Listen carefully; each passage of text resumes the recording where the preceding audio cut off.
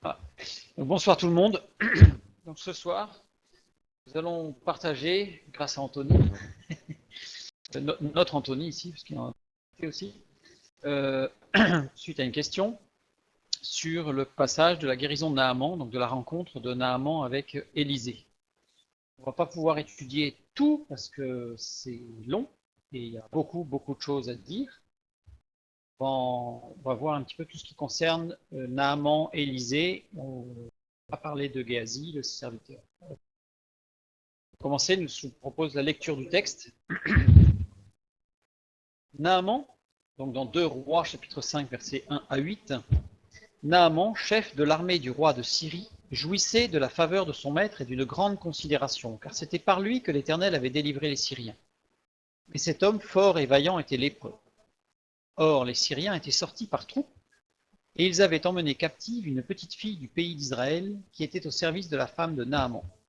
Et elle dit à sa maîtresse: Oh, si mon Seigneur était auprès du prophète qui est à Samarie, le prophète le guérirait de sa lèpre. Naaman alla dire à son maître: La jeune fille du pays d'Israël a parlé de telle et telle manière. Et le roi de Syrie dit: Va, rends-toi à Samarie, et j'enverrai une lettre au roi d'Israël. Parti, prenant avec lui 10 talents d'argent, 6000 cycles d'or et 10 vêtements de rechange, porta au roi d'Israël la lettre où il était dit: Maintenant, quand cette lettre te sera parvenue, tu sauras que je t'envoie Naaman, mon serviteur, afin que tu le guérisses de sa lèpre. Après avoir lu la lettre, le roi d'Israël déchira ses vêtements et dit: Suis-je un Dieu pour faire mourir ou pour faire vivre, qu'il s'adresse à moi afin que je guérisse un homme de sa lèpre? Sachez donc et comprenez qu'il cherche une occasion de dispute avec moi.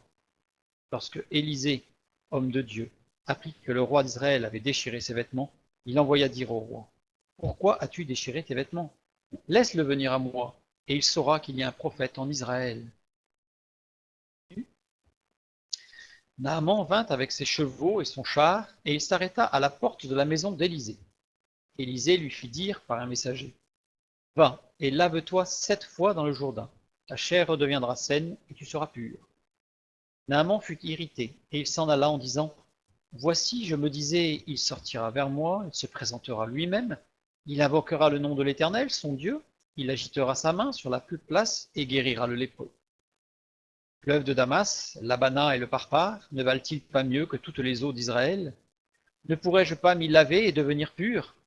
Et il s'en retournait et partait avec fureur. Ses serviteurs s'approchèrent pour lui parler et lui dirent: Mon père, si le prophète t'eût demandé quelque chose de difficile, ne l'aurais-tu pas fait? Combien plus dois-tu faire ce qu'il t'a dit? Lave-toi et tu seras pur. Il descendit alors et se plongea 7 fois dans le Jourdain, selon la parole de l'homme de Dieu, et sa chair redevint comme la chair d'un jeune enfant, et il fut pur. Naaman retourna vers l'homme de Dieu avec toute sa suite. Lorsqu'il fut arrivé, il se présenta devant lui et dit: Voici, je reconnais qu'il n'y a point de Dieu sur toute la terre si ce n'est en Israël. Et maintenant, accepte, je te prie, un présent de la part de ton serviteur. Élisée répondit: L'Éternel dont je suis le serviteur est vivant. Je n'accepterai pas. Naaman le pressa d'accepter, mais il refusa. Alors Naaman dit: Puisque tu refuses, permets que l'on donne de la terre à ton serviteur, une charge de 2 mulets. Car ton serviteur ne veut plus offrir à d'autres dieux ni holocauste ni sacrifice, il n'en offrira qu'à l'Éternel. Voici toutefois ce que je prie l'Éternel de pardonner à ton serviteur. Quand mon maître entre dans la maison de Rimon, s'y prosterner, et qu'il s'appuie sur ma main, je me prosterne aussi dans la maison de Rimon. Veuille l'Éternel pardonner à ton serviteur lorsque je me prosternerai dans la maison de Rimon. Élisée lui dit: Va en paix. Donc c'est un passage avec énormément de choses qui sont parfois même curieuses. Comme je vous ai dit, on ne les verra peut-être pas toutes, mais on va en voir quelques-unes. La première chose que je voudrais voir avec vous, c'est qui était Naaman. Qui était Naaman? 2 Rois chapitre 5 verset 1, premier verset du texte, nous avons lu. Naaman, chef de l'armée du roi de Syrie, jouissait de la faveur de son maître et d'une grande considération, car c'était par lui que l'Éternel avait délivré les Syriens. Mais cet homme fort et vaillant était lépreux. Là, on apprend que c'est un homme de guerre, c'est un chef de l'armée du roi de Syrie, la Syrie étant l'ennemi d'Israël. Nous avons lu tout à l'heure que par troupe, il attaquait Israël. En fait, la traduction littérale, c'est qu'il faisait des raids très rapides, et il capturait des gens, dont une petite fille d'ailleurs, qu'il a amenée comme servante à sa femme. Mais le texte nous dit un peu plus. Regardons de près. Naaman, en hébreu, cela signifie agréable. C'est un homme agréable. Un homme qui était, d'ailleurs on le voit bien, puisque ses serviteurs l'appellent mon père. Ils ne disent pas général, ils ne disent pas chef, ils ne disent pas maître, ils disent mon père. C'était quelqu'un de très très agréable. Il jouissait de la faveur. Cette expression, jouir de la faveur, est la traduction de 3 mots en hébreu. 3 mots différents. Et on va les regarder. Le premier, c'est gadol. Gadol qui signifie puissant, âgé, dans le sens de sage, grand. C'est-à-dire que c'était un homme puissant. On s'en doute, en tant que chef de l'armée de roi de Syrie, on s'en doute qu'il était puissant. Mais il était sage, il était avisé. C'est un grand homme. Ish, le deuxième mot, Ish, qui veut dire homme. C'est assez curieux dans ce passage, parce que dans une autre étude, on avait vu qu'il y a 2 mots pour décrire l'homme, c'est Ish et Adam, ou Adam. Le premier homme qui s'est appelé Adam, mais à maintes reprises, l'homme est appelé Adam. Par exemple, on prend la vie de Jacob. Dans toute la vie de Jacob, dans les passages où Jacob s'éloigne de Dieu, ce n'est pas Ish que l'on a, c'est Adam. Et dès que Jacob se rapproche de Dieu, on a Ish.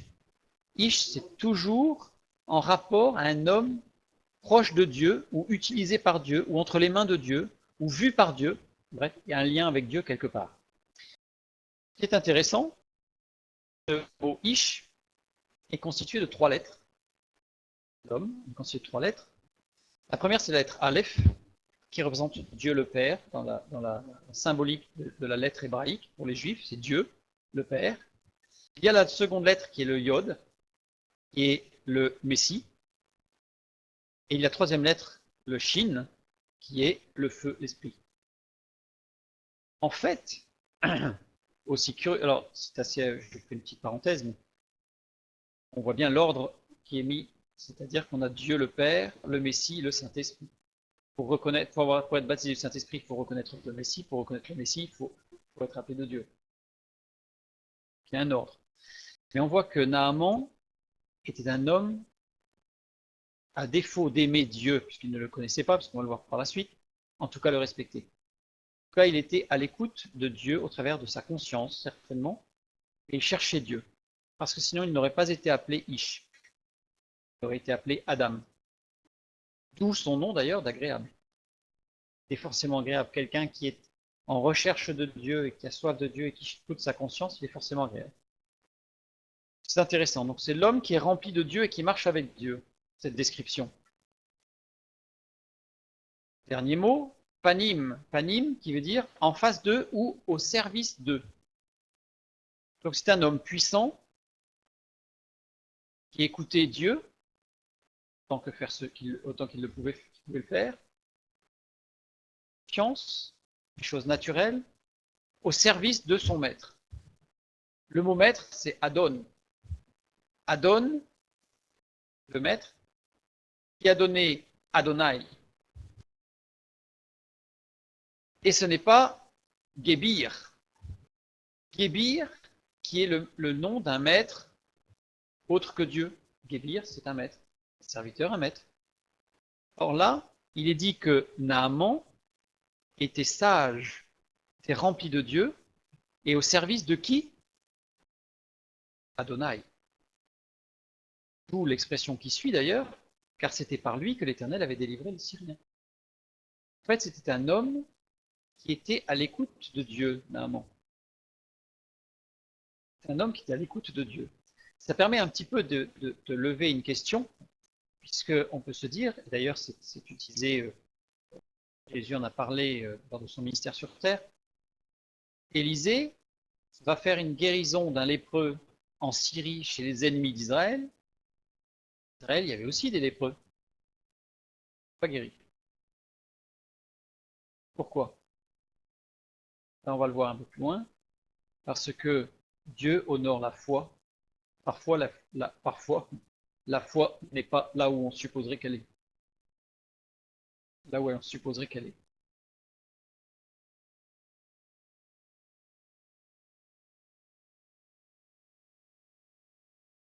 Ah, c'est les trois mots qui sont juxtaposés. Donc c'est les trois mots. Dans les bulles en hébreu, il y a les trois mots avec Adonai derrière. Adon. Donc, en fait, Naaman jouissait de la faveur de son maître, on pourrait mettre un M majuscule, il jouissait de la faveur de Dieu. Parce qu'il était à l'écoute de Dieu. Tout simplement. Et d'une grande considération, Nasa. Nasa veut dire porter, prendre, emmener, pardonner. Il est au mode participe passif, ce qui signifie que c'est une action ou une condition en tant que continuité non interrompue, donc c'était en permanence, il portait, il emmenait, il pardonnait, tout le temps, c'était un trait de caractère en fait, de Naaman. Il est employé pour le présent, le passé et le futur, donc c'était tout le temps. En fait, Naaman a toujours considéré, il a eu de la considération pour Dieu, sans le connaître. Sans le connaître, personnellement, on va voir que ça va être tout le cheminement que va demander Élisée à Naaman, c'est de rencontrer Dieu personnellement, faire une rencontre personnelle, pour que l'Éternel devienne son Dieu. On va le voir. Donc voilà un petit peu et voilà, c'est pour ça, donc là j'ai souligné, c'est pour ça qu'on comprend bien ce passage, et que c'était par lui que l'Éternel avait délivré les Syriens. Parce que par la suite, on verra que les Syriens ont toujours joué un rôle extrêmement important dans les prophéties bibliques de l'Ancien Testament et du Nouveau Testament. Parce que ce qui se passe aujourd'hui, on ne va pas l'étudier ce soir, mais ce qui se passe aujourd'hui en Syrie, avec la guerre civile, on va dire, qu'il y a en Syrie, est en train de préparer les prophéties de la fin des temps. Avec Gog et Magog en particulier, et puis les batailles qui se préparent par rapport à Israël. Je ferme la parenthèse. La Syrie a toujours eu un rôle privilégié. Alors on peut voir pourquoi quand on lit l'Ancien Testament et en particulier Exode, Deutéronome, puis les suivants, Josué, Quête, etc. On voit pourquoi la Syrie joue un rôle important dans les prophéties bibliques. Naaman, l'Éternel a pu l'utiliser, même s'il était dans un milieu qui n'était pas a priori le milieu de la foi, mais il a été utile entre les mains de Dieu. Délivrer les Syriens. Le verbe délivrer, qui a été traduit par délivrer, c'est Nathan, ou Nathan. C'est Nathan. C'est un verbe qui veut dire donner, montrer, accorder. Et en bas, il se rajoute ici, du fait de ce Nathan, donner, montrer, accorder, c'est que Naaman a toujours considéré Dieu, et a toujours marché avec Dieu, et a toujours été un témoin. En fait, il a toujours exprimé la sagesse de Dieu. Parce que Nathan, par exemple, c'est le verbe qui est utilisé pour la lumière. Quand il dit dans Genèse chapitre 1, à un moment donné, il est dit Dieu créa la lumière. En fait, c'est Nathan. Dieu produisit, Dieu donna la lumière pour que tout le monde puisse voir. C'est le témoignage de la vérité. Ça va très loin, en fait. Là, je mets deux passages du Nouveau Testament qui me viennent à l'esprit, Luc 22, 26. Mais que le plus grand parmi vous soit comme le plus petit et celui qui gouverne comme celui qui sert. C'était vraiment l'attitude de Naaman. Naaman était pourtant un homme très important au niveau du gouvernement syrien à l'époque, mais il était humble puisqu'il savait qu'il y avait Dieu au-dessus. Et il suivait Dieu. Notre passage, Matthieu 21, 31. Lequel des deux a fait la volonté du Père? Ils répondirent, le premier. Et Jésus leur dit, je vous le dis en vérité, les publicains et les prostituées vous devanceront dans le royaume de Dieu. Vous savez, c'est à la fin, à la parabole des deux fils, où il y en a un qui dit au père, je ne veux pas aller travailler, je ne veux pas faire ce que tu me demandes, je ne le ferai pas, et qui finalement le fait, et celui qui dit oui, oui, je vais faire, et qui ne le fait pas. Lequel des deux a fait la volonté de Dieu? Celui qui ne voulait pas. Cette introduction au passage de Naaman nous permet de bien comprendre que la foi n'est pas forcément là où on l'attendrait. On va le voir par la suite, justement. Donc Naaman était un homme de la sagesse de Dieu, un homme qui recherchait Dieu. Continuons. La fin de ce verset 1, j'ai changé de page, ça aurait été trop chargé. Mais cet homme fort et vaillant était lépreux. Il avait tout, mais il avait quand même un gros problème. À l'époque, la lèpre ne se guérissait pas et on en mourait. C'était la lèpre. C'était la lèpre. Cet homme fort, Gibor. Gibor, ça veut dire héros, puissant, vaillant. Bravoure, guerrier, riche, chef. Il avait tout. Hein. Il avait vraiment tout, cet homme fort. Vaillant, Shaïl, capable, courageux, brave, vertueux, honnête, talentueux. Il avait tout. Il avait tout. Tant il était lépreux. Sarah, ce mot pour la lèpre, Sarah en hébreu, qui veut dire morbide de la peau. C'est-à-dire qu'en fait, sa peau était. On traduit par lèpre. C'est une maladie de peau. Et on le voit bien dans le Lévitique quand il est expliqué est-ce que c'est une maladie qui se développe ou pas, est-ce que c'est une tache blanche qui grandit ou pas, etc. C'est-à-dire que c'était une maladie qui se développait et qui rongeait petit à petit en des morts, la peau ou des membres. C'est le problème de la lèpre. Les membres meurent, voire tombent. Cet homme qui était un homme de réussite, un homme. Mais on voit bien dans le texte que le problème n'était pas qu'il était en vue et que parce qu'il était malade, ça le dérangeait parce que le camp dira-t-on, absolument pas. Ce qui était problématique, c'est que c'était la mort. Et ça ne l'empêchait pas d'ailleurs, malgré tout, de garder cette foi en un Dieu suprême. Ce mot lépreux, ce mot lèpre, Sarah, c'est important de bien étudier parce que vous allez voir, c'est intéressant. Il y a un radical, c'est un verbe, au radical pual, ou poil. C'est un intensif passif. Qu'est-ce que ça veut dire? Ça veut dire que Naaman avait la lèpre, mais ce n'était pas de sa faute. Il n'était pas actif dans le fait d'avoir la lèpre.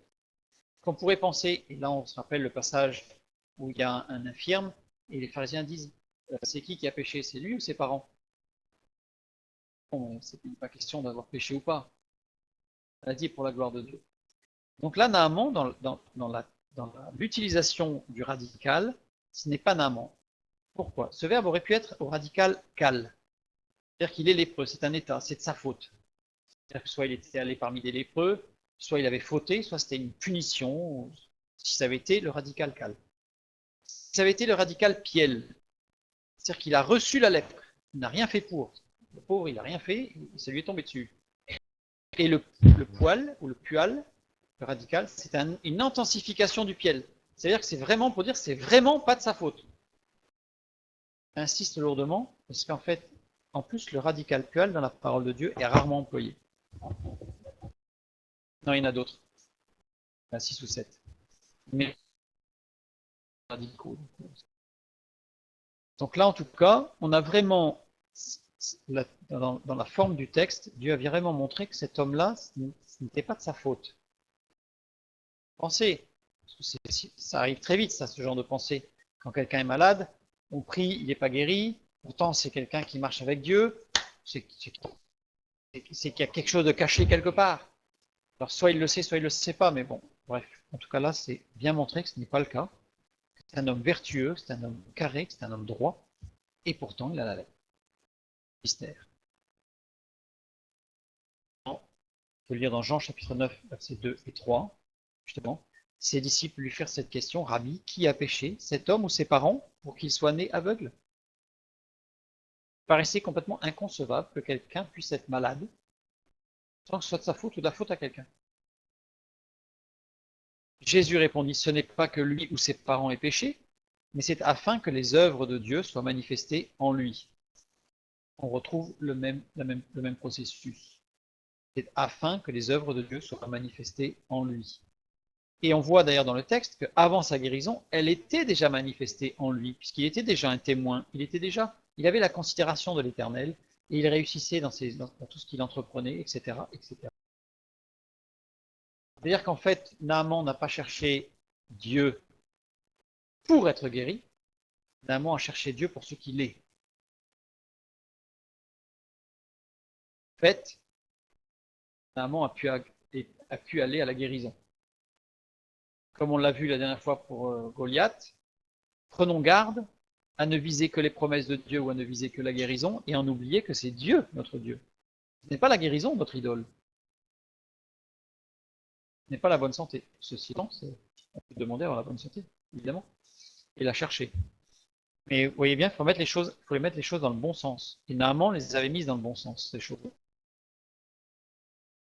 Dieu pour ce qu'il est. C'est ce qu'on appelle l'adoration. Je fais une petite parenthèse. On comprend très facilement tout ce qui concerne l'intercession et la prière, ça c'est assez facile. Ce qui concerne la louange, on peut le comprendre, on loue Dieu pour ce qu'il fait, c'est formidable. L'adoration, c'est beaucoup plus difficile. Circonscrire, qu'est-ce que l'adoration? Quelle différence y a-t-il entre l'adoration et la louange?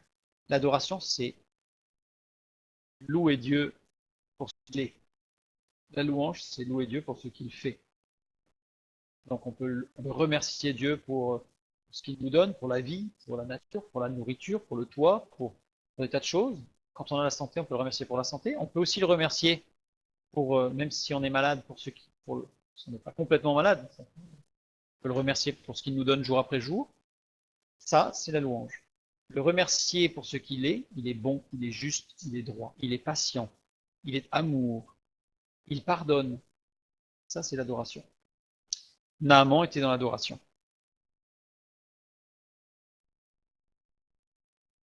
Or, les Syriens étaient sortis par troupes, et ils avaient emmené captive une petite fille du pays d'Israël qui était au service de la femme de Naaman. Je l'ai mis, c'est assez court, mais je l'ai mis parce que c'est très intéressant. Cette petite fille qui était au service de Naaman, c'est le même mot que Naaman qui était au service de Dieu. Panim était au service de la femme de Naaman, comme Naaman était au service de Dieu. C'est-à-dire que c'est le témoignage de cette petite ou jeune fille, parce que le mot qui est employé, on ne sait pas si c'est une petite ou jeune fille. Ça veut dire qu'elle avait, d'après les mots employés, elle avait entre 8 ans et 14 ans. Pas dire plus. En tout cas, elle aimait Dieu, et malgré le fait qu'elle soit elle a été arrachée à ses parents, qu'elle était déracinée de sa patrie, qu'elle n'était plus dans une ambiance spirituelle, on va dire, eh bien, elle continuait à exercer le témoignage au service de cette femme, dont on ne connaît pas le nom d'ailleurs. Mais le nom qui est répété, c'est Naaman agréable. C'est intéressant parce qu'il y a une sorte de parallèle, un jeu de mots avec Naaman, quand il est dit que Naaman, chef de l'armée du roi de Syrie, jouissait de la faveur de son maître. On a vu qu'il y avait Panim, une sorte de jeu de mots. Alors je ne les ai pas tous relevés parce qu'il y en a beaucoup. Tout le passage, il y a beaucoup de jeux de mots justement entre les serviteurs, Naaman, la position de Naaman par rapport à Dieu, la position des serviteurs par rapport à leur maître, etc. etc. On continue. Donc là, on a le Naaman qui a reçu le message de cette petite fille, le témoignage de cette servante. Et du coup, il va voir le roi. Et le roi, qui devait énormément apprécier son général, son chef de l'armée, puisqu'il envoie un courrier à son adversaire, le roi d'Israël, en lui demandant la guérison de son chef de l'armée. Après avoir lu la lettre, le roi d'Israël déchira ses vêtements et dit: Suis-je un Dieu pour faire mourir ou pour faire vivre, qu'il s'adresse à moi afin que je guérisse un homme de sa lèpre?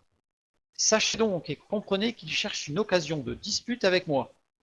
Lorsqu'Élisée, homme de Dieu, apprit que le roi d'Israël avait déchiré ses vêtements, il envoya dire au roi: Pourquoi as-tu déchiré tes vêtements? Laisse-le venir à moi, et il saura qu'il y a un prophète en Israël. Que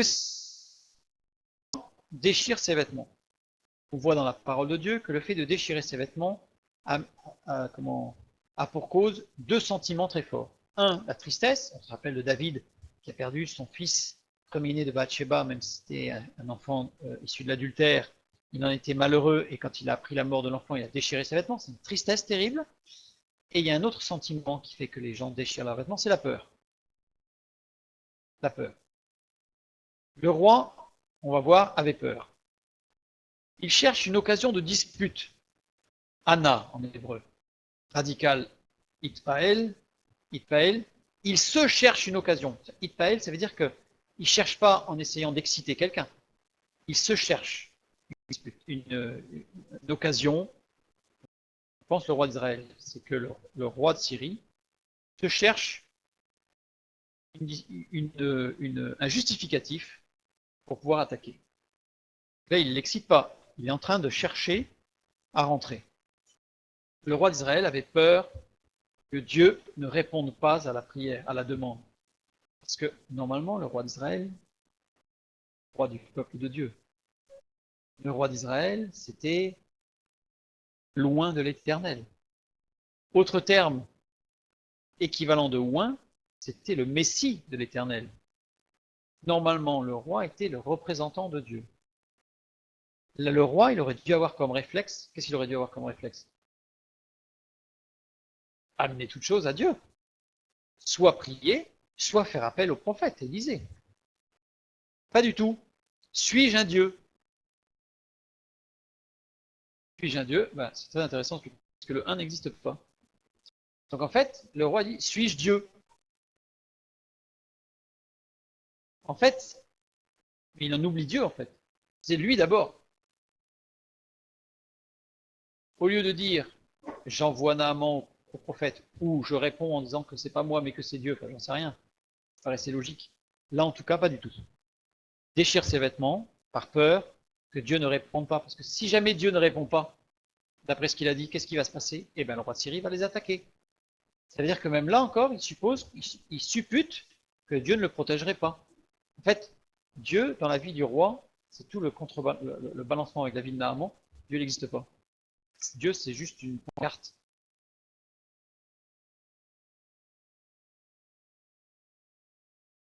Voilà. Et Dieu, suis-je Dieu? Là, il n'a pas quand même mis Yahvé, il a quand même mis Elohim. Yahvé, c'était le nom propre de Dieu, donc là, il n'y avait pas de possibilité. Donc Elohim, sachant qu'il pouvait, en employant ce mot, forcément, il remplaçait Dieu, puisque Elohim, c'est le pluriel de Eloah, qui est lui-même le pluriel de El. C'est-à-dire que s'il avait dit encore au singulier, suis-je Dieu, moi, là, il met pluriel, c'est-à-dire qu'en fait, il prend les attributs de Dieu. On voit bien que celui qui était le représentant de Dieu, il en oublie Dieu. Il en oublie Dieu. La 2 et la 3. Il y a 2, 3. Il y a inversion des rôles. C'est-à-dire qu'en fait, celui qui veut la bénédiction, qui va la chercher, c'est celui que les hommes religieux, entre guillemets, présentés par le roi, rejettent. Rejettent. La foi n'est pas là où on pourrait penser. La loi obligeait, alors, et on voit bien l'inversion des rôles, parce que le roi déchire ses vêtements, et quand on lit Lévitique chapitre 13, verset 45, on se rend compte que la loi imposait aux lépreux d'avoir des vêtements déchirés. Là, on a un lépreux bien habillé qui vient vers le roi, et le roi, qui n'est pas lépreux, qui déchire ses vêtements. Toute l'inversion. Toute l'inversion. Ça rappelle énormément de paraboles de Jésus. Hein. Soyons prêts. Soyons prêts. Veillons. Veillons et prions. Là, c'est intéressant de voir que Dieu travaille en profondeur celui qui se laisse travailler, comme Naaman, celui qui pense être arrivé, garde de tomber. Garde de tomber. La loi obligeait les lépreux à porter un vêtement déchiré. Lévitique 13, 45. Il déchira ses vêtements. Ah oui, là c'est une petite parenthèse. Il déchira ses vêtements, on a l'impression qu'il va se retrouver tout nu, quoi. En lambeaux. Le verbe est employé au mode imparfait. Ça veut dire qu'il s'agissait d'élargir ou d'amorcer une déchirure visible. Il ne déchirait pas ses vêtements complètement, mais il amorçait une déchirure au niveau du col, essentiellement, mais aussi au niveau des bras et du bas de la robe. C'est un long vêtement. Donc, il déchirait le bas en haut, mais il ne le déchirait pas complètement. Un petit détail. C'est une marque visible de sentiment de peur ou de tristesse. Ou du lépreux. Laissez-le venir. Là, Élisée, le à moi, il n'existe pas. Laissez-le venir. Parce que lui, Élisée, il ne se met pas en avant. Laissez-le venir. C'est Dieu qui agit. Et il saura qu'il y a un prophète en Israël. Là, alors il saura, yada, savoir par expérience, reconnaître, confesser. Élisée, bien sûr, rempli de l'Esprit de Dieu, sait que Naaman recherche Dieu. Et donc, il va l'amener à faire une expérience personnelle pour reconnaître son Dieu et le confesser. Le roi n'a pas eu cette vision. Quelle vision avons-nous quand nous rendons témoignage? Quand nous vivons notre foi avec Dieu?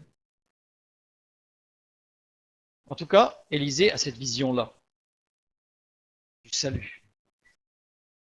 Et il saura qu'il y a un prophète en Israël. Donc là, ça contredit ce que je viens de dire, parce que j'ai dit qu'en fait, il ne se met pas en avant, puis là, il dit, il saura qu'il y a un prophète. Il aurait pu dire, il saura qu'il y a Dieu. Et là, il dit un prophète Nabi, et non pas Elohim. Le roi, il a dit Elohim. Le roi, là, il a employé le mot suis-je Elohim. Si Élisée avait répondu, il saura qu'il y a un Elohim. Il y avait confusion. De qui parlait-il, Élisée? Du roi ou de Dieu? Là, Élisée a évité toute confusion et il n'a pas employé Elohim. D'autant plus que Elohim, quand ça s'adresse à un homme, c'est enfin, à des hommes, parce que c'est un pluriel. Normalement, ce sont des juges. Non, pas les prophètes. Ah si, Élisée était prophète, mais il n'était pas juge. Il y a un prophète en Israël parce qu'il fait bien la distinguo, parce que le roi de Syrie, lui, n'avait pas conscience de tout ça. Le roi de Syrie, lui, il envoie vers un guérisseur. Lui s'adresse à un guérisseur. On va le voir un peu plus loin. Donc là, Élisée, et après, juste après, en mettant Nabi, il n'agresse pas le roi. Quelque part, en reprenant le mot que le roi a employé, ça aurait pu être considéré comme un affront au roi. Il respecte le roi, comme David a respecté Saül. Elle marche un peu de travers, même si elles ont un pas de canard ou elles marchent en crabe. On les respecte. On les respecte. Élisée n'agresse pas le roi, et Élisée sait que Naaman croit en Dieu. Il le sait, Élisée. Donc il veut l'amener à rencontrer Dieu personnellement. Tout le cheminement, toute cette vision, témoignage de la foi d'Élisée. Parce que oui, il y a la justice de Dieu, mais il y a aussi la sagesse du respect et de l'amour, même de celui qui marche en crabe. On continue. Là, on a Élisée, donc, Naaman va venir, il va aller jusque chez Élisée. Élisée lui fit dire par un messager, va et lave-toi 7 fois dans le Jourdain, ta chair redeviendra saine et tu seras pur. Naaman fut irrité, il s'en alla en disant, voici, je me disais, il sortira vers moi, il se présentera lui-même, il invoquera le nom de l'Éternel son Dieu, il agitera sa main sur la place et guérira le lépreux. Voilà, c'était tout fait, pas forcément le spectacle, voilà, c'était tout fait. Naaman avait ses propres idées sur le moyen utilisé par Dieu, sur le moment de l'intervention de Dieu, sur le processus de guérison. Naaman, il avait déjà tout était prévu, impeccable. Impeccable. Très souvent, en demandant à Dieu une bénédiction, nous avons un sujet de prière. Prenons garde, très souvent nous avons une tendance à orienter notre prière en disant à Dieu presque comment il faut qu'il fasse, quand il faut qu'il fasse, et où il faut qu'il fasse, avec qui il faut qu'il fasse, et qu'est-ce qu'il fasse, et bref. En fait, tout est tracé, quoi. Soyons soumis à la puissance de Dieu, à sa volonté suprême, parce que lui sait ce qu'il fait. Donc, et en plus, quand ça fait pas comme il veut, normalement, qu'est-ce qu'il fait? Eh ben, il est irrité. Et je ne sais pas si ça vous est déjà arrivé, mais en tout cas, moi, ça m'est déjà arrivé. Je prie, et puis ça fait pas comme je. Je suis pas content. C'est pas bon. C'est pas bon. Euh, soyons soumis à l'autorité de Dieu. L'autorité de Dieu qui sait comment, quand, par qui, par où, etc. C'est lui qui sait. Faisons-lui confiance. Faisons-lui confiance. Surtout que quand il dit qu'il fut irrité, katsaf, katsaf, ça veut dire radical cal, c'est-à-dire être fâché, mais ça veut dire aussi être anxieux, se ronger. Non, pas se remettre en question. C'est-à-dire, bon, tout le monde a compris, hein. Quand on est anxieux, ce que ça donne, hein. On se ronge de l'intérieur. Donc en fait, il était anxieux. Et on peut comprendre. Parce que nous, on sait déjà qu'il va être guéri. Mais lui, il ne savait pas. Donc, il arrive, c'est une question de vie ou de mort. Une question de vie ou de mort. C'est pas qu'il va perdre son business ou qu'il va faire de mauvaises affaires. Non, c'est une question de vie ou de mort. C'est un peu logique qu'il y ait de l'anxiété. Donc il s'était dit, voilà, pour m'en sortir, il faut qu'il prie et que je sois guéri, quoi. Parce que qu'est-ce qu'il avait dit, finalement? C'est là que le bas blesse, je dirais. C'est là que c'est un problème. Il se présentera lui-même, le prophète, il invoquera l'Éternel, son Dieu. Naaman venait voir un guérisseur. Il avait confiance dans un Dieu tout-puissant, ça c'est sûr, mais il n'avait pas fait d'expérience personnelle avec Dieu pour que ce soit son Dieu. Et il venait voir, c'était Élisée qui allait le guérir. Peut-être Dieu au travers d'Élisée, mais c'était la foi d'Élisée, c'était l'action d'Élisée. Alors qu'en réalité, et on voit bien ça dans le Nouveau Testament aussi, quand Jésus prie et guérit, c'est la guérison, elle est en fonction de la foi. Ta foi t'a sauvé. Qu'il soit fait selon ta foi. Que Jésus, la foi, il l'avait, hein. Évident. Mais ce n'est pas la foi de celui qui prie qui intervient. C'est la foi de celui qui reçoit. Mais pour faire une petite parenthèse, un jour j'ai prié pour quelqu'un qui m'a demandé de prier pour cette personne qui est paralysée de la colonne vertébrale. Honnêtement, au moment de prier, j'ai douté. Il faut reconnaître, j'ai douté. Et j'ai prié, j'ai dit Seigneur, honore sa foi. Et elle a été guérie. Évidemment, après, on a une tendance pour la prière d'après, on est plus. Bon. Mais c'est la foi de celui qui reçoit qui est honorée, pas de celui qui prie, parce qu'il y a des gens qui vont prier, qui partent en courant en disant ah il y a un tel, oh là là il est là, vite j'y vais parce qu'il faut qu'il prie, il faut qu'il prie pour moi parce que lui il a la foi. Il y a des gens qui ne font que courir après les gens parce qu'ils ont soi-disant la foi. C'est celui qui reçoit qui a la foi. Continue. Dieu, il venait voir quelqu'un.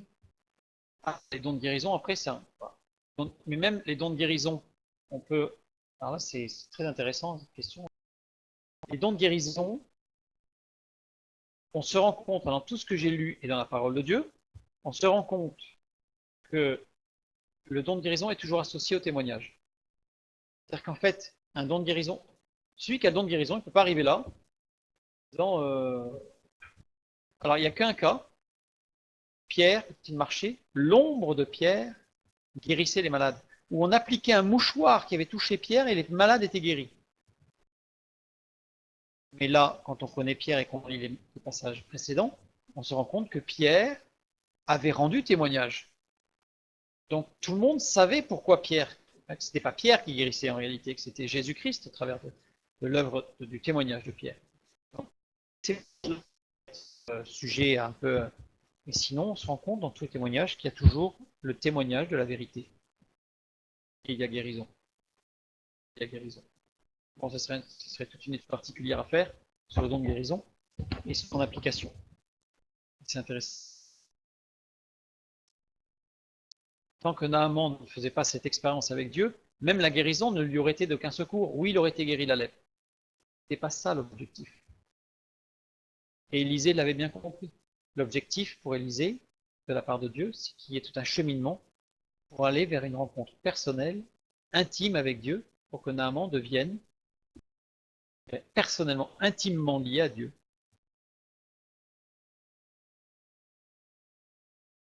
Et que dit Naaman? Il dit les fleuves de Damas, l'Abana et le Parpar, ne valent-ils pas mieux que toutes les eaux d'Israël?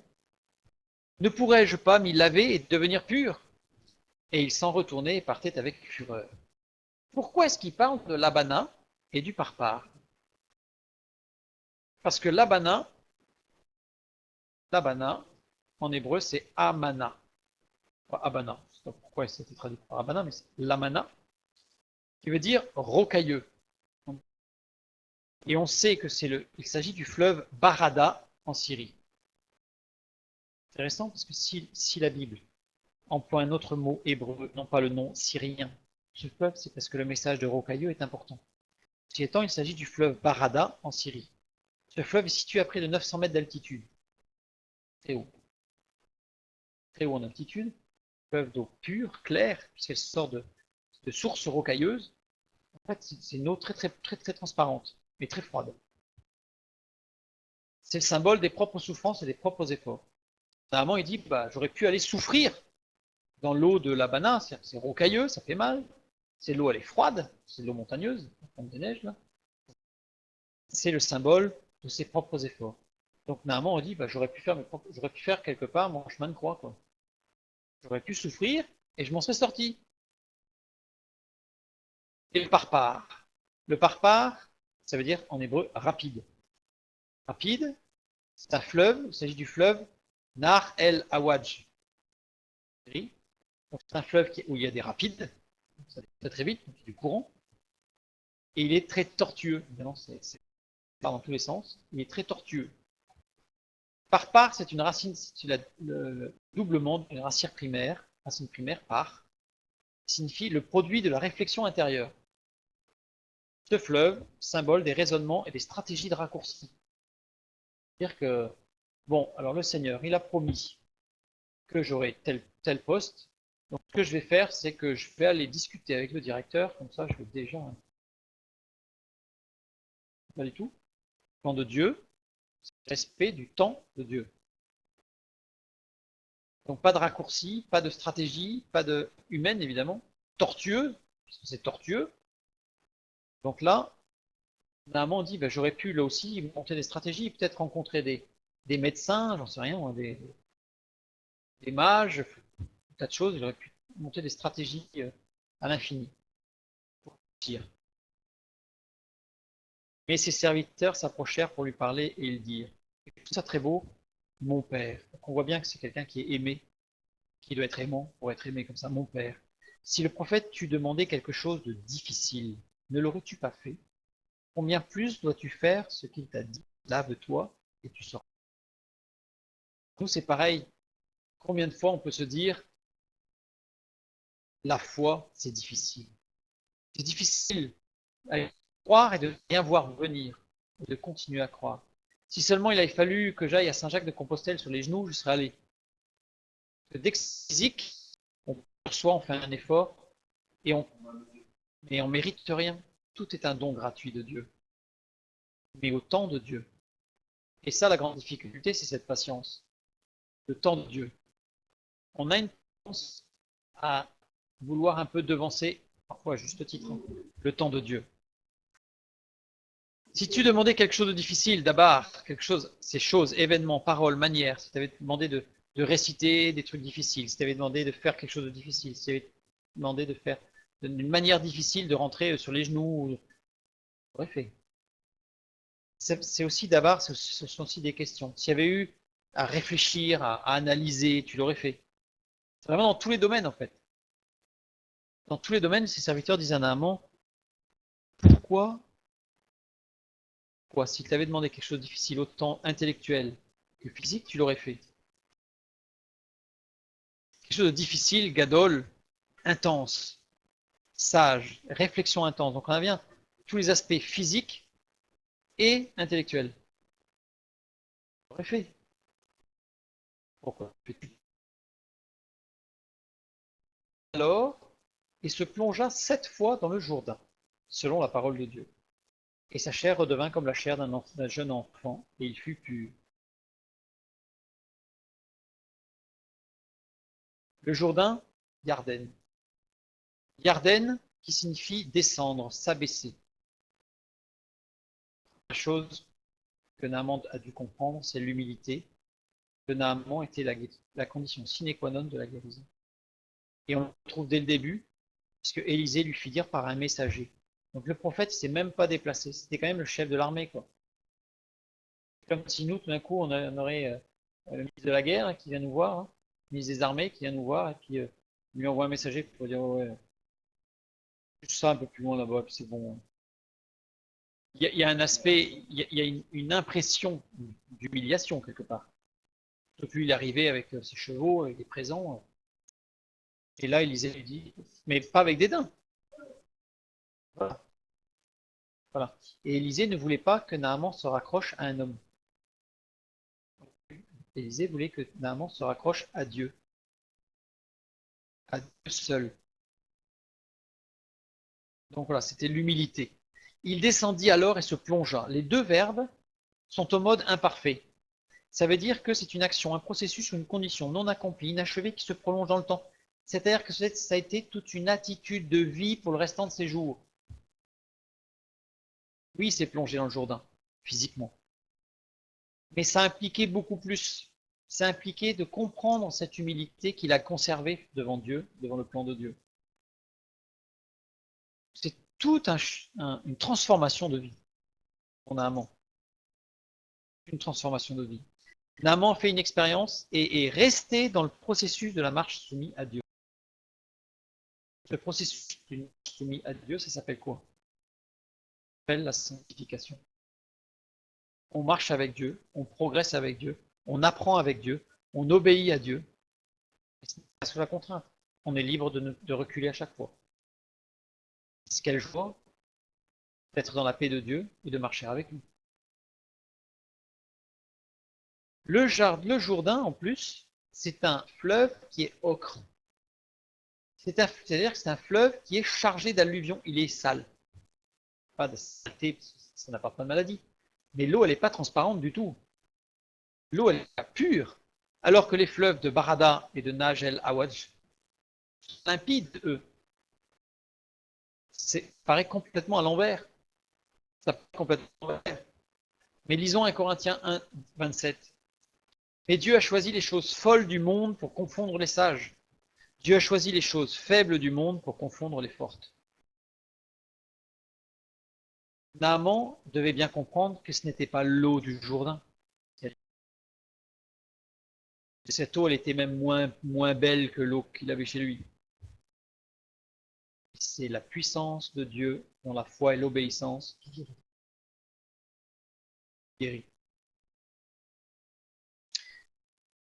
Et sa chair redevint comme la chair d'un jeune enfant et il fut pur. C'est au mode imparfait aussi, c'est-à-dire que Naaman n'a pas connu une guérison instantanée de tout son corps. Mais il a connu une guérison qui s'est prolongée tout le restant de sa vie. En fait, voilà, il y a eu tout un processus de guérison. On va le voir un peu plus loin. Pourquoi? On en a déjà parlé. Parfois, il y a besoin d'un processus. Parfois, c'est une guérison instantanée. Il peut y avoir les deux. En l'occurrence, pour le cas de Naaman, quand on lit le texte, on a l'impression que c'est immédiat. Mais quand on regarde bien la conjugaison, on voit bien qu'il y a eu tout un processus de guérison. Processus de guérison. 7 fois. Il se baigne, Élisée lui a demandé de se plonger 7 fois dans l'eau du Jourdain. Pourquoi 7 fois? Allez, je pose la question. À votre avis, pourquoi 7 fois dans l'eau du Jourdain?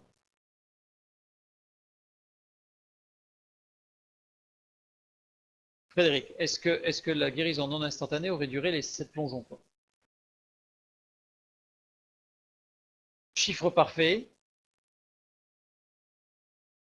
chiffre de Dieu. Regarde si j'ai un petit commentaire. Non, pas loin. Il y en a un petit rapport avec pourquoi dois-je pardonner à mon frère? Est-ce que c'est 7 fois 77 fois ou 7 fois 70 fois? Bon, je ne vais pas en parler parce que là aussi, c'est un peu long. En fait, pourquoi? C'est vrai que c'est surprenant, une fois ne suffisait d'elle pas. Le lépreux devait être arrosé du sang d'un passereau 7 fois pour être purifié dans le Lévitique chapitre 14, versets 1 à 30. Lévitique 14, c'est tout le passage de la purification. Pourquoi 7 fois? Parce que on va le voir un peu après, parce que je suis en page avec les 7 fois, mais la première chose qui devait être faite, c'est l'aspersion 7 fois. Or, Jésus a pu dire, Jésus est venu avec l'eau et le sang, non pas avec l'eau seulement, mais avec l'eau et le sang. Il devait y avoir les 7 fois qui correspondaient à ce que Dieu avait établi. Dieu ne se renie pas. Dieu, il n'y a pas de nouvelle alliance qui fait que tout change. Il n'y a pas tout d'un coup une expérience particulière qui fait que c'est différent de ce qui est écrit dans la parole. Ce qui est écrit dans la parole est la référence. Et Dieu a appliqué ce qui est écrit dans la parole. D'ailleurs, il y a tout le jeu de mots, parce que la couleur du fleuve, en fait, quand on dit qu'elle était ocre, elle était rouge. Et en hébreu, elle était de couleur Adam, rouge comme le sang. Tout le jeu avec la première plaie d'Égypte, enfin bon, là, il faudrait qu'un vendredi, on étudie l'eau et le sang. Ça, je pense que c'est vraiment intéressant et ça reprend vraiment toutes les prophéties de l'Ancien Testament. Donc voilà, pourquoi cette fois? Dans 1 Jean 5, 6, c'est lui, Jésus-Christ, qui est venu avec de l'eau et du sang, non avec l'eau seulement, mais avec l'eau et avec le sang. Et c'est l'Esprit qui rend témoignage parce que l'Esprit est la vérité. 7 fois d'aspersion de sang, 7 fois dans l'eau, c'est justement toute l'obéissance à la parole de Dieu. À la parole de Dieu. Je reprends le passage 7 fois, pourquoi? Pourquoi 7? Alors, on ne va pas l'étudier à fond, parce que sinon, on aurait pour une soirée tout entière, mais juste quelques passages pour vous montrer l'obéissance 7 fois. Le juste tombe 7 fois et se relève pardonné. Proverbe 24, 16. Dans l'évangile de... Alors, on va enlever le Saint-Jean, là, c'est ce que j'ai sur un commentaire. Dans l'évangile de Jean, le récit de la guérison de l'aveugle-né contient 7 fois l'expression ouvrir les yeux. La 7e fois avec l'adjectif tout entier. Là, on voit bien que dans la guérison de cet aveugle-né, il y a eu toute une progression. Parce que la 7e fois, c'est tout entier. Ouvrir les yeux tout entier. Le respect psychologique aussi de la guérison, parce que certaines guérisons, si elles sont trop, c'est curieux de dire ça, mais si elles sont trop rapides, eh bien c'est au niveau psychologique qu'on ne suit pas, et on retombe dans un autre travers, voire on retrouve la même maladie d'ailleurs. Je donne souvent cet exemple parce qu'il est flagrant, 70% des aveugles guéris par chirurgie demandent à reperdre la vue s'ils n'ont pas été préparés psychologiquement à retrouver la vue. Parce que le monde devant eux est tellement différent de celui dans lequel ils ont vécu, et un choc, c'est que sans préparation, ils demandent à reperdre la vue. Il s'y fait pas. Il faut préparation. Voire un cheminement à la guérison. Voilà. Le récit du lavement des pieds contient 7 fois le verbe laver. Toujours lié à la justification, à la purification. Toujours ce chiffre 7. Marthe est nommée 7 fois par son nom dans le récit de la résurrection de Lazare. C'est retour, c'est la mort qui est vaincue. 7 fois encore, Marthe. Thomas est nommé 7 fois, l'incrédule, celui qui veut voir. 7 fois il est nommé. 7, c'est le nombre de l'obéissance aussi. C'est le nombre parfait, mais c'est aussi le 6 plus 1. 6 étant le chiffre de l'homme, 1 le chiffre de Dieu. L'homme plus Dieu, l'homme quand l'homme est avec Dieu, quand Dieu est dans l'homme, quand l'homme devient le temple du Saint-Esprit, quand l'homme devient l'ouvrier de l'Éternel, il est 7. Et le 7. Et c'est pour ça d'ailleurs qu'il y a eu la création en 6 jours. Le 6e jour, c'était l'homme, 6. Et le 7e jour, Dieu se reposa, c'est le Shabbat. Mais le Shabbat a été créé pour l'homme, et non l'homme pour le Shabbat. C'est-à-dire que ça revient, c'est pour l'homme. Quand on lit Genèse chapitre 2, verset 1, en fait, Yom HaShishi, le 6e jour qui passe, c'est le 7e jour, et tout un jeu de mots, en fait, c'est l'Éternel et l'homme qui forment qu'un. On voit bien que Dieu ne s'est pas reposé pour lui, mais s'est reposé pour l'homme. C'est le chiffre 7, c'est l'action de Dieu, la perfection, qui amène l'homme à la perfection. Reprenons le texte, on continue. Naaman retourna vers l'homme de Dieu avec toute sa suite. Lorsqu'il fut arrivé, il se présenta devant lui et dit, « Voici, je reconnais qu'il n'y a point de Dieu sur toute la terre, si ce n'est en Israël. » Là, il est plus venu voir un guérisseur ou un homme, là. Ça y est, c'est Dieu qui l'a rencontré. Et maintenant, accepte, je te prie, un présent de la part de ton serviteur. Élisée répondit, « L'Éternel dont je suis le serviteur est vivant, je n'accepterai pas. » Naaman le pressa d'accepter, mais il refusa.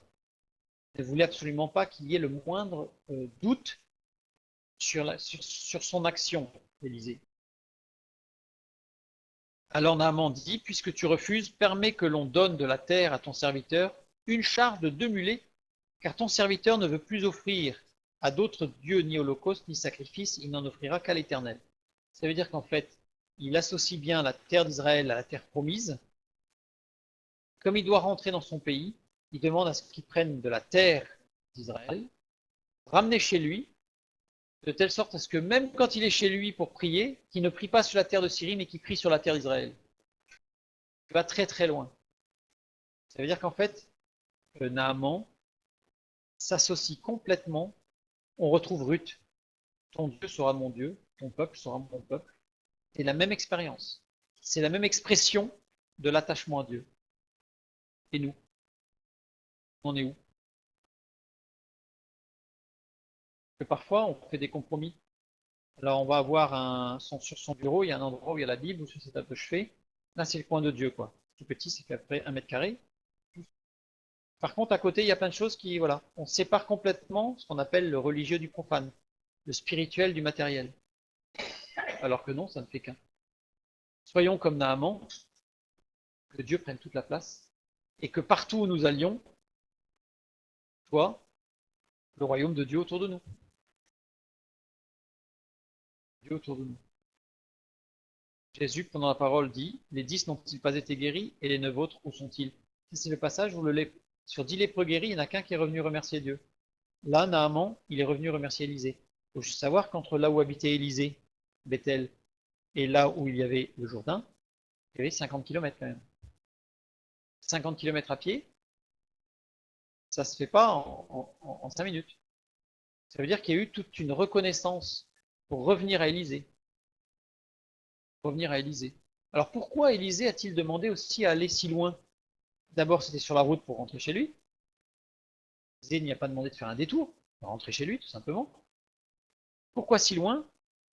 Parce que ce qu'il ne voulait pas, c'est qu'il y ait une association entre le guérisseur, entre guillemets, et la guérison. Comme ça, Naaman a eu le temps de méditer, de réfléchir, d'accepter tout le cheminement que voulait Élisée pour cet homme. Faire l'expérience de Dieu, reconnaître son Dieu, confesser son Dieu. Là, il l'a confessé. Oui, oui, a priori, on va voir, on va voir. Donc, et là, en fait, on a vraiment la conversion. Il a confessé le nom de Dieu devant toute sa suite. Parce que toute sa suite était avec lui. Hein. Il n'a pas eu honte de l'évangile. Il a confessé le nom de Dieu. Verset 19. Voici toutefois ce que je prie. Que je prie l'Éternel de pardonner à ton serviteur. Là on arrive vraiment à la souffrance de cet homme, là maintenant. Quand mon maître, dans la maison de Rimon, rentre dans la maison de Rimon pour s'y prosterner et qu'il s'appuie sur ma main, je me prosterne aussi dans la maison de Rimon. Veuille l'Éternel pardonner à ton serviteur lorsque je me prosternerai dans la maison de Rimon. Élisée dit, l'expérience de Naaman, fond, Élisée le sait, il a confessé ses terres, version totale, et maintenant il demande, il n'est plus de tout cœur, il n'est plus du tout même avec son maître, mais il doit obéir à son maître. Il demande cette grâce. Alors, Rimon, ça veut dire grenade, le fruit, la grenade.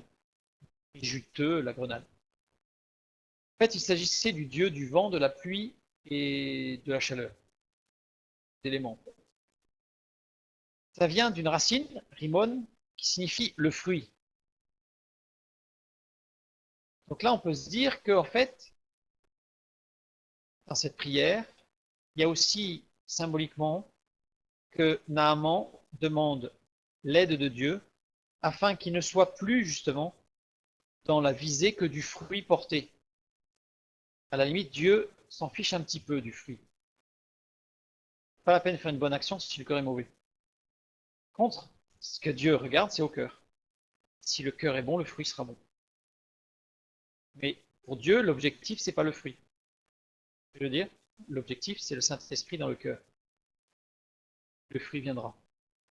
Il est loin des bonnes œuvres. Là, c'est ce qu'il demande, qu'il ne retombe pas dans ce travers. Et Rimon vient de la racine primaire Ramam, Ramam qui signifie être exalté, être élevé. Il ne veut pas perdre cette expérience de l'humilité devant son Dieu. Il ne veut pas la perdre. Même au travers de la guérison. Parce que quand quelqu'un est guéri, qu'est-ce qu'on fait?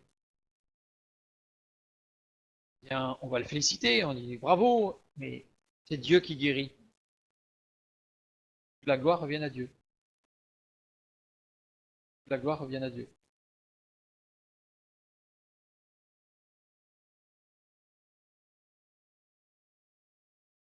La gloire soit à Dieu.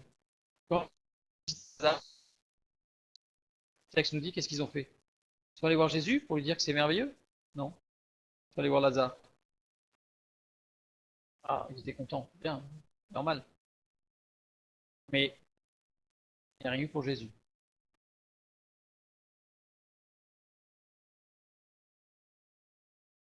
Et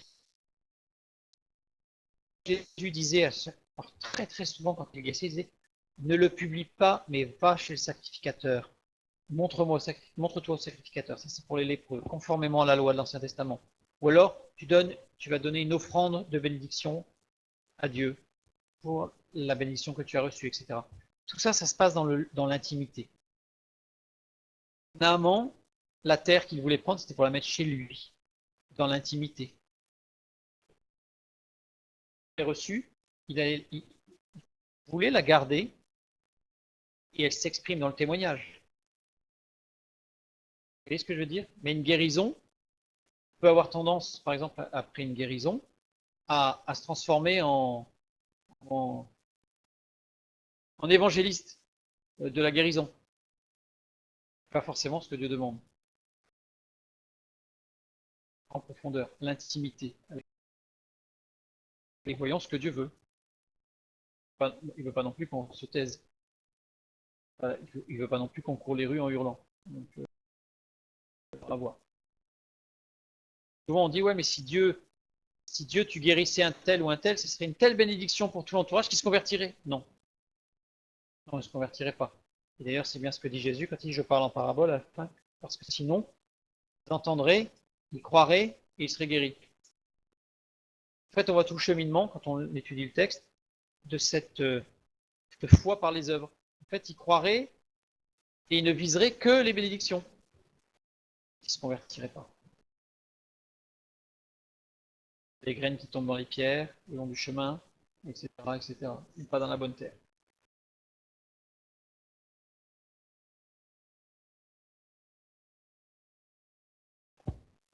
Nous avons étudié toute la partie, nous n'avons pas vu Géasi, comme je vous l'ai dit, trop long. Géasi, c'est un cheminement qui est là aussi vient se surajouter un peu au jeu entre Naaman, le roi, et Élisée. Il y a Géasi.